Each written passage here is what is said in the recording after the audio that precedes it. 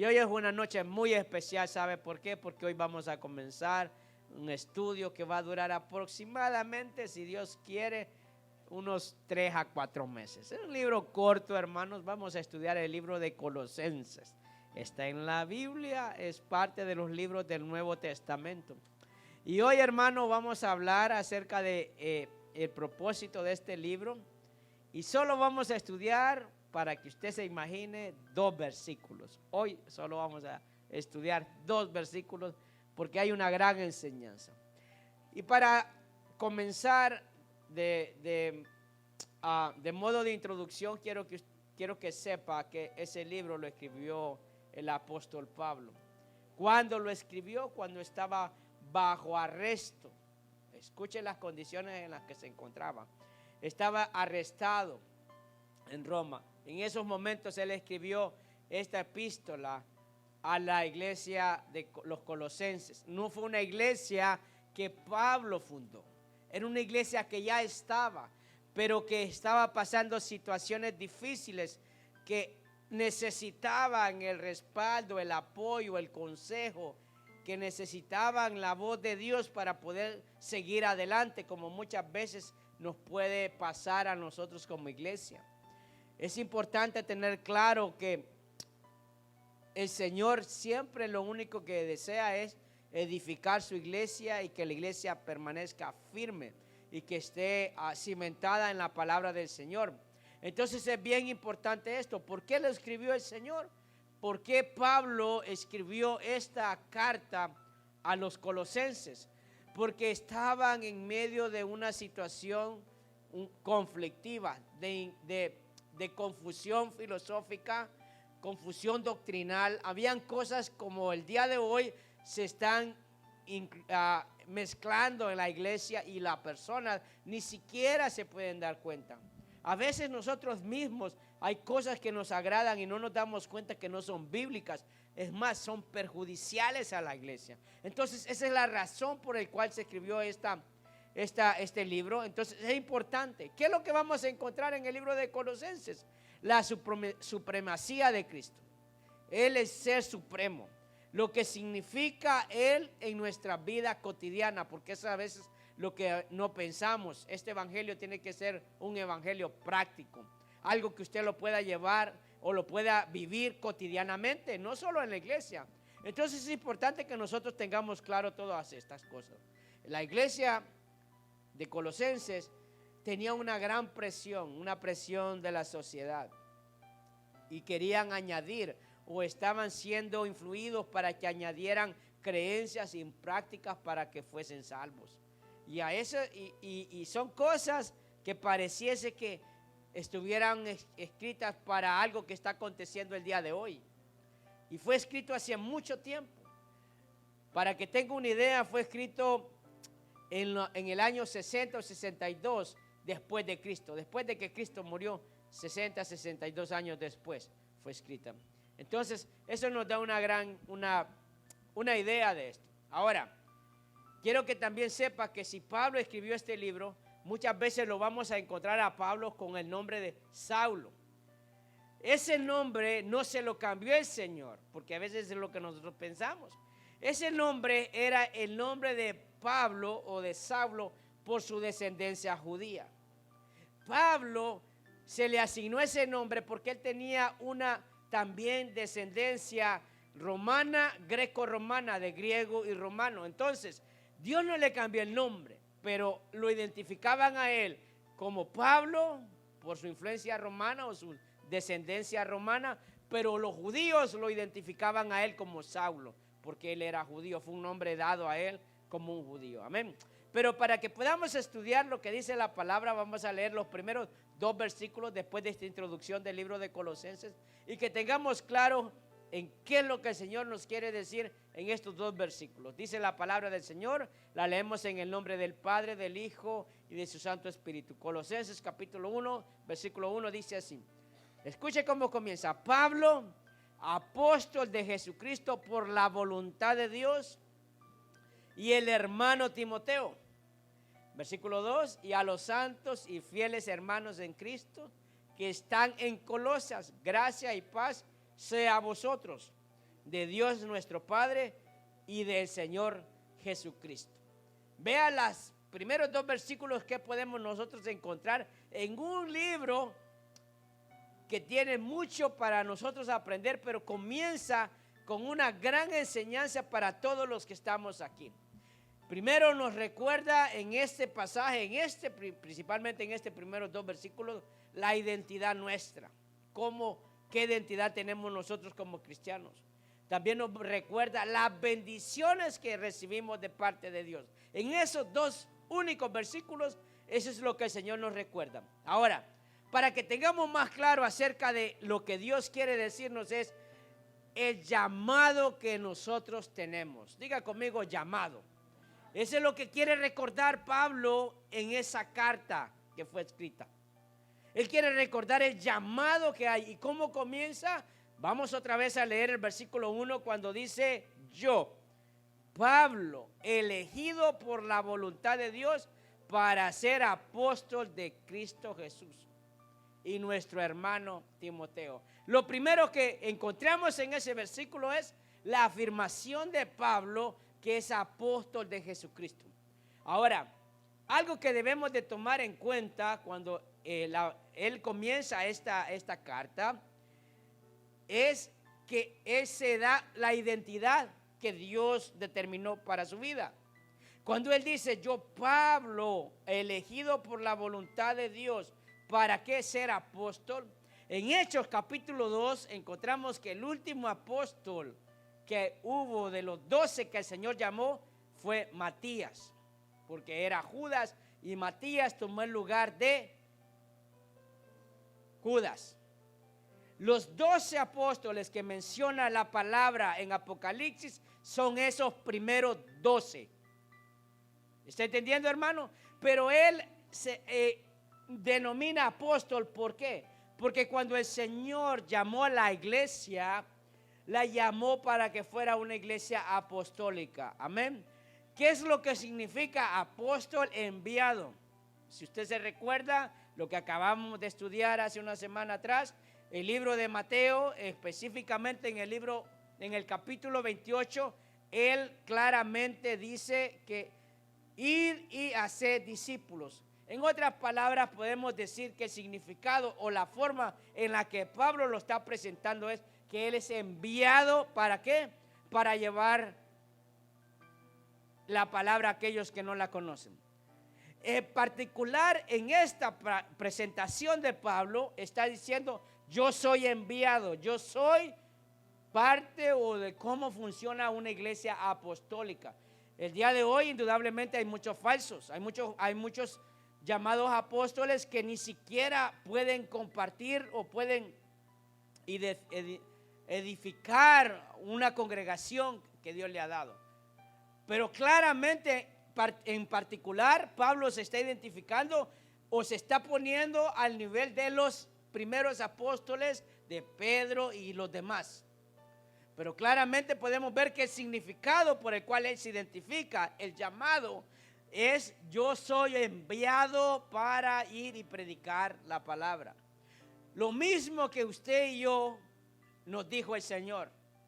Entonces vemos ahí, hermano, que Pablo anunciaba ese apostolado. Él decía: yo tengo esa identidad, me identifico como apóstol del Señor porque el Señor le apareció en el encuentro en el desierto.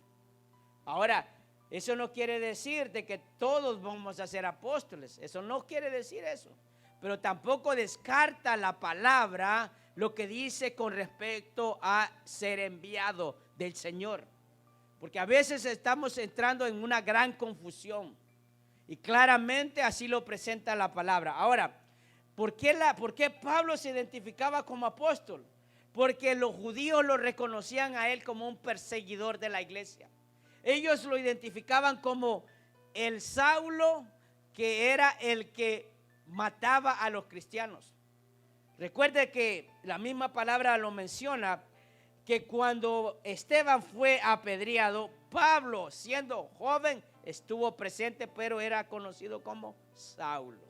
Entonces él, para desvanecer todo tipo de dudas con respecto a él, al llamado de Dios, él se identifica como apóstol de Jesucristo. Amén. Entonces, la dirección de Pablo cambió completamente cuando estuvo en el encuentro, que tuvo el encuentro con Jesús. Amén. Entonces, por eso es que nosotros tenemos que tener claro por qué lo encontramos a él con este nombre, pero en el libro de Hechos lo encontramos y lo conocemos como Saulo de Tarso. Entonces, hermano, ahí claramente podemos ver que el Señor llamó a Pablo, ¿para qué? ¿Para qué lo llamó? Para alcanzar a los gentiles. Ese fue el ministerio de Pablo. Indudablemente que Pablo también estaba alcanzando a judíos, pero Dios lo llamó para alcanzar a los gentiles. Cuando nosotros escuchamos acerca de los gentiles, entonces pensamos que eran personas que simplemente no tenían a Cristo, y no es eso. Cuando en aquellos tiempos hablaba acerca de gente gentil, de los gentiles, estaba hablando de gente que practicaba cosas completamente aberrantes, como sacrificio de niños, como borracheras, como todo ese tipo de vida que quizás nosotros mismos no nos atreveríamos a ir a ellos. Cuando la palabra menciona que Pablo, más adelante en los siguientes versículos vamos a seguir estudiando, pero en particular en esto encontramos a Pablo siendo llamado a ese ministerio. Esa iglesia de Colosa estaba ya establecida, pero es importante que veamos esa presentación de él y cómo, hermano, no simplemente se queda con el título, por el título que Dios le dio, sino también va más allá de eso. Por eso la afirmación era que era una iglesia de parte del Señor, que él estaba pastoreando o que él iba a revisar cómo estaba funcionando. Entonces veamos también que Pablo tenía frutos. Diga conmigo, frutos. ¿Qué es lo que determina la vida de un creyente y el llamado que tiene? Los frutos. Y eso lo dice en el mismo versículo 1. Yo le voy a pedir de que podamos seguir leyendo ese mismo versículo, porque miren lo que dice en ese versículo 1. Dice: apóstol de Jesucristo por la voluntad de Dios, y el hermano Timoteo. ¿Por qué Pablo se toma el costo de mencionar a Timoteo? A Timoteo lo encontramos en diferentes libros, pero en particular tenemos que ver que cuando Dios hace un llamado también van a haber frutos. Cuando uno viene a Cristo tiene que haber frutos. Cuando usted sirve al Señor tiene que haber frutos. Eso es lo que da la confirmación de que tiene el respaldo de Dios, los frutos. Entonces ahí él habla acerca de Timoteo. Ahora, ¿dónde aparece Timoteo? En Hechos capítulo 16, versículo 1 dice la palabra: después llegó a Derbe y a Listra, y aquí había ahí cierto discípulo llamado, ¿cómo se llamaba, hermano, ese discípulo? ¿Lo encontró? Hechos 16:1, ahí lo tiene en la pantalla. Hijo de una mujer judía creyente, pero de padre griego, y daba buen testimonio de él los hermanos que estaban en Listra y en Iconio. Quiso Pablo que éste fuese con él, y tomándole lo circuncidó por causa de los judíos que había en aquellos lugares, porque todos sabían que su padre era griego. Cuando la palabra lo menciona y da, mire, el origen de Timoteo, un discípulo, hermano, como dice la misma palabra, que le buscaba las cosas de Dios. Pero ¿de dónde venía Timoteo? Pues de una madre judía y de un padre griego. En otras palabras, pues para que nos entendamos, de un cristiano y un mundano. Va, cabal, así. Y para los judíos era algo no permitido.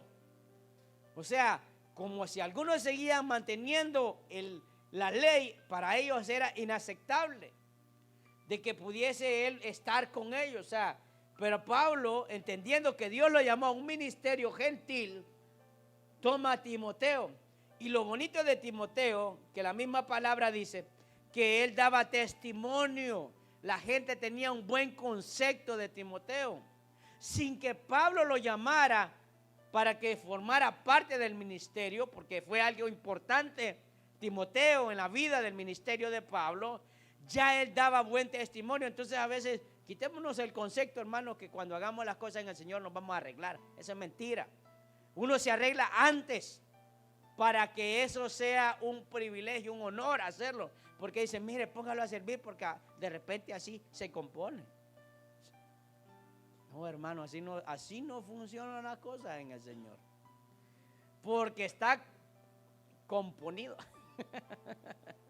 Porque ya está arreglado, es que lo puede hacer. No para que se arregle. Así no es. Entonces vemos ahí de que este Timoteo que menciona el versículo 1, mire lo que hemos hablado acerca del título llamado de Pablo a ser apóstol de Jesucristo, y también, escuche esto, considerando a Timoteo como ese discípulo que daba buen testimonio de él. ¿Quiénes? Los hermanos. Amén. Entonces Pablo lo llama a ese ministerio. Ahora, vea qué méritos podíamos encontrar ahí en Timoteo. En Filipenses capítulo 2, versículo 22, mire lo que dice la palabra, la descripción que da acerca de él. Dice, pero ya conocéis los méritos de él. ¿De quién está hablando? De Timoteo, que como hijo a padre ha servido conmigo en el evangelio. Las palabras de Pablo. Dice, hombre, este ha estado ahí conmigo todo el tiempo. Cuando usted tiene un discípulo en la obra del Señor, eso es lo que usted quiere. Eso es lo que usted anhela. Por eso, hermano, podemos darnos cuenta que de algo que no padecía Pablo era de celos y envidia. Porque fácilmente Pablo pudo haber borrado el nombre de Timoteo en esa carta. Mas no lo hizo. Lo puso al mismo nivel del título que Dios le había dado, como también reconociendo a aquel que había estado en todo momento en el ministerio con él. Mire, hermano, que nosotros somos fáciles para quitarle mérito a la gente. Nosotros queremos que nos den los méritos a nosotros y no nos importa el resto. Pero no es así. Ahora, no es malo darle el mérito a quien se lo merece. No esperemos que nos den mérito si no lo merecemos, si no hemos hecho nada, pues. Amén. Amén, hermanos.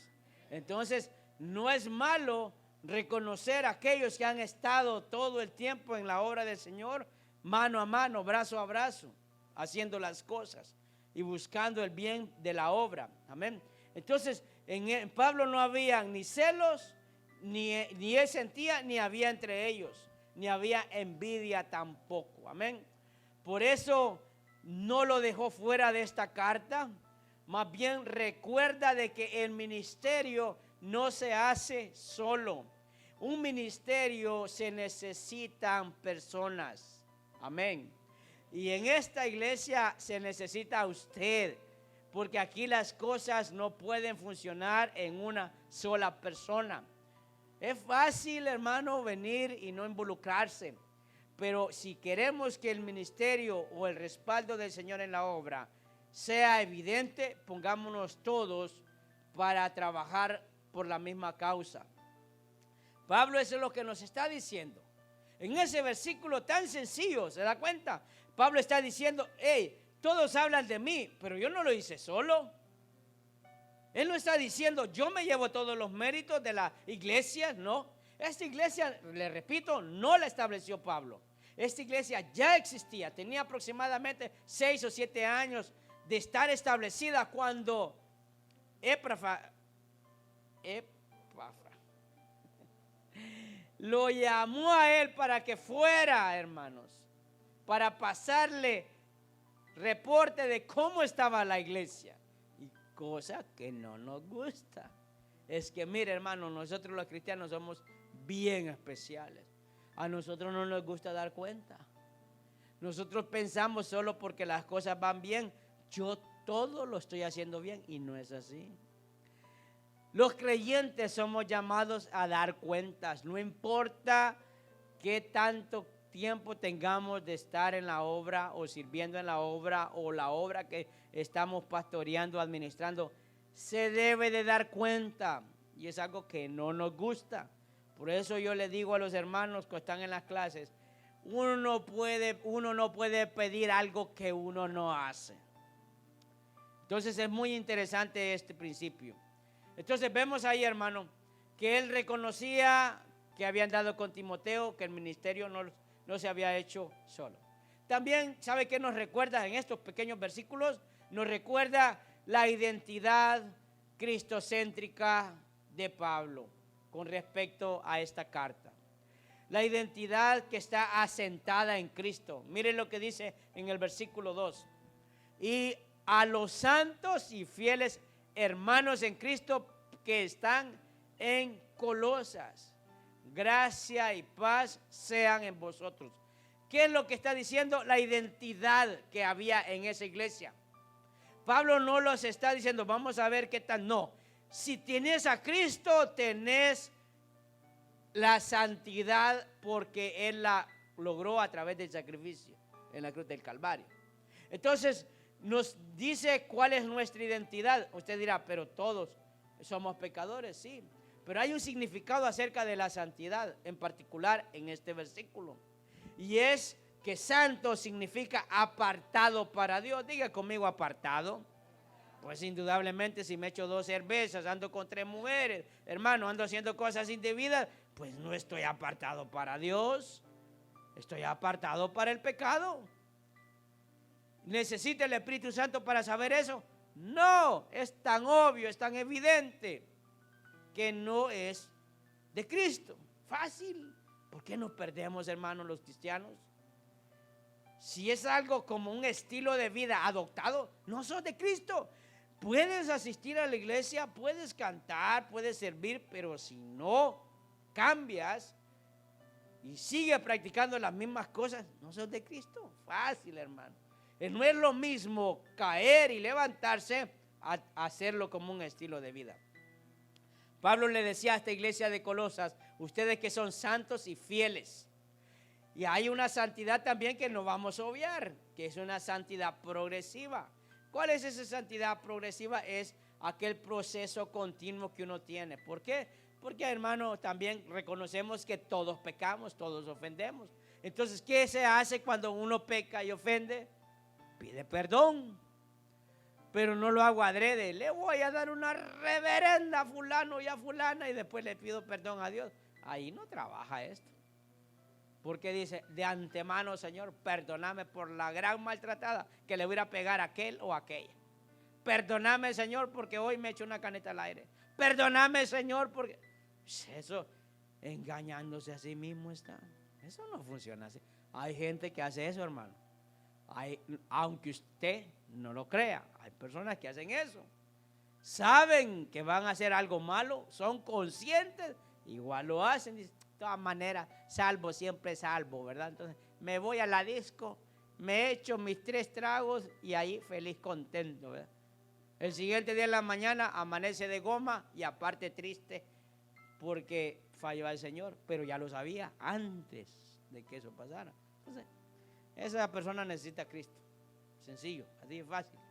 No nos vayamos tan lejos. Filipenses 1:3, ¿qué dice la palabra? Dice la palabra, doy gracias a mi Dios siempre que me acuerdo de vosotros, siempre en todas mis oraciones rogando con gozo por todos vosotros, por vuestra comunión en el Evangelio. Escuche lo que dice, desde el primer día hasta ahora. Versículo 6, estando persuadido de esto, que el que comenzó en vosotros la buena obra, la perfeccionará hasta el día de Jesucristo. Pablo, miren en esta carta, lo que está diciendo. Yo entiendo que no todos van a tener la misma madurez.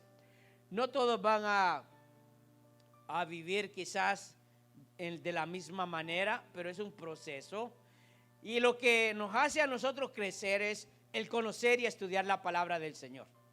Aquí, hermano, si usted escucha las enseñanzas, las lee, se les repite los días de semana y usted sigue igual, ahí hay un gran problema. Es anormal. No es un niño que está creciendo saludablemente, sino que simplemente no quiere crecer. Simplemente no va a alcanzar la estatura de Cristo. Entonces, Pablo está diciendo acá que él sentía gozo. ¿En qué? En sus oraciones. Al saber de que ellos estaban perseverando, en que ellos estaban haciendo la voluntad del Señor. Y cuando él menciona acerca de los fieles, porque ahí dice en el mismo versículo 2, a los santos y fieles hermanos en Cristo. ¿Qué cosas dice? Santos y fieles. Diga conmigo, fieles. ¿Cuáles son aquellos hermanos fieles? Aquellos hermanos que no le fallan a Dios. Aquellos que son parte de esa congregación que estaban ahí. Por eso Pablo les dice así: de santos y fieles. Ustedes que son fieles a Dios y fieles a lo que Dios los llamó a hacer. Mire qué cosas las que Pablo le dice. En tan poco, hermano, ya les estaba dando a ellos una alegría y una confirmación de todas las cosas. Salmos capítulo 16, versículo 3 dice la palabra, escuche: para los santos que están en la tierra y para los íntegros es toda mi complacencia. Y hermano, mire qué bonito que el Señor diga eso de usted y de mí. Que digamos: Señor, yo soy santo. La santificación que yo recibo, no la recibo por mis méritos, sino que la recibí por el sacrificio tuyo en la cruz del Calvario. El día que nosotros estemos delante del Señor, el Señor no nos va a ver como pecadores, nos va a ver santos. No por lo que nosotros somos, sino por lo que Jesús hizo. Así nos va a ver el Señor, nos va a ver santos. Porque en la misma palabra dice que Él nos santificó, nos justificó. Hermano, porque imagínese estar delante del Señor y decir: no, pero mira, esto es inmundo. No, si estamos delante de Él y somos parte de su iglesia es porque Él nos ve santos. Entonces, sea fiel a esa promesa y a esa alegría de lo que el Señor hizo en nuestras vidas. Amén, hermano. Entonces, cuando vemos que un hermano falló, y eso nos pasa a todos, y usted sabe que le ponemos una etiqueta a las personas, y eso que nos cuesta, ¿sí o no? Si usted sabe que alguien hizo algo malo, dice: lo ve que el Señor lo restauró, lo perdonó, pero en la mente del ser humano está ladrón, infiel, borracho, drogo. ¿Verdad que se nos cuesta quitar esa etiqueta de las personas? Ahí la andamos. Y lo peor de todo, ¿sabe qué es lo que tenemos los cristianos?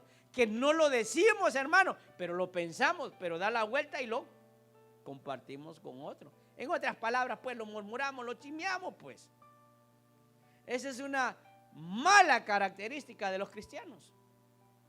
No somos capaces de poder sentir o ver como Dios nos ve, aquel que ha fallado. Entonces, hermano, es algo que el Señor les estaba diciendo a estos hermanos de los colosenses. Dice: ustedes que son santos y fieles, así los miraba Él.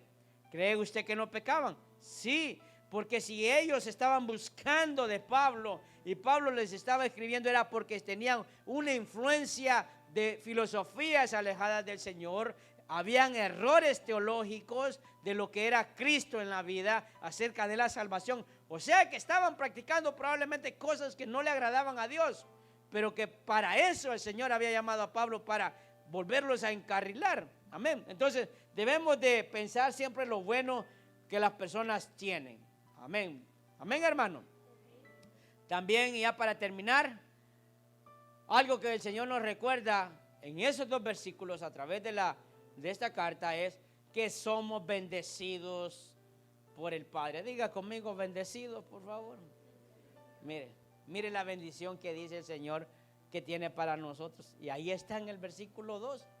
Dice ahí, en la última parte, le voy a leer otra vez el versículo 2. A los santos y fieles hermanos en Cristo que están en Colosas, gracia y paz sean en vosotros. Gracia y paz de Dios nuestro Padre y el Señor Jesucristo. Mire, hermanos, ¿qué es la gracia? Hermano, la gracia que Dios nos dio que no merecíamos, la salvación. Esa es una bendición. Yo no sé si usted la valora, yo no sé qué precio tendrá en su vida. No le estoy diciendo un precio económico, sino un precio inmenso, hermano. Hay cosas que no tienen precio, pero que uno valora grandemente, ¿verdad que sí? Nadie puede decir cuánto vale tu amor. Bueno, hay gente que le pone precio al amor, ¿verdad? ¿Cuánto tienes? ¿Cuánto te quiero? Así, si uno piensa de esa forma, está perdido, hermano. Ese no es de Cristo. Pero el Señor lo que quiere es que nosotros le demos valor a esas cosas. Y eso es una bendición. A veces le damos valor a la casa, al carro, a todo lo que Dios nos ha dado. Y gloria a Dios que Dios lo ha bendecido, hermano. Si ha sido de Dios, bendito sea el Señor en su vida. Pero eso no vale lo que Dios nos dio. Pero claro, hermano, si nos pusieran a escoger, más de alguno se va por lo material. Así es. Porque menospreciamos lo que Dios hizo en nuestra vida. Solo si el Señor por un instante se apartara de nosotros, no sabemos qué nos pasaría. Si el Señor se apartara de nuestras vidas, saliendo de ahí, hermano, se derrumba el building, se abre un hoyo en la calle y empezaría el crujir y el llanto de la gente. Pero claro, como el Señor estamos bajo la gracia, entonces a veces no la valoramos. Pero quiero que vea las bendiciones de parte del Señor, la gracia que el Señor nos dio, el que podamos darle a Él gracias por todo lo que tenemos, que podamos tener paz con Dios. ¿Qué es paz con Dios, hermano? Saber que ya no tengo una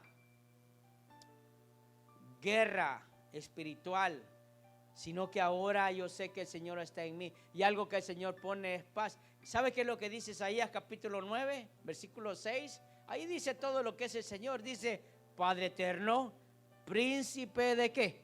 De paz. Mire, lo que más anhela una persona, bueno, yo hablo por mí, yo no sé usted, hermano, es tener paz. Paz interior, paz conmigo, paz en mi casa, paz en la iglesia. Hermano, eso es mire, la gente y los países, las naciones pelean por paz. Pero esa paz está condicionada a hacer sufrir a alguien. La paz que el Señor nos da no depende del sufrimiento de otro, sino del sacrificio de Cristo en nuestras vidas. El sacrificio de Él por nosotros. O sea, hermano, esas son las bendiciones. Y mire, en tan solo 2 versículos, Pablo claramente le estaba diciendo a la iglesia de los Colosenses lo grande y maravilloso que es el Señor. Amén. ¿Qué más nos dirá el Señor, hermano, en estos otros capítulos? Si apenas hemos comenzado en el capítulo 1, 2 versículos, 2, Dios mío. Ojalá y no nos agarre Navidad en este. Hay muchas cosas por qué hablar, muchas enseñanzas. Pero mi anhelo es que todos los que estamos aquí, anhelemos de la presencia del Señor. Amén.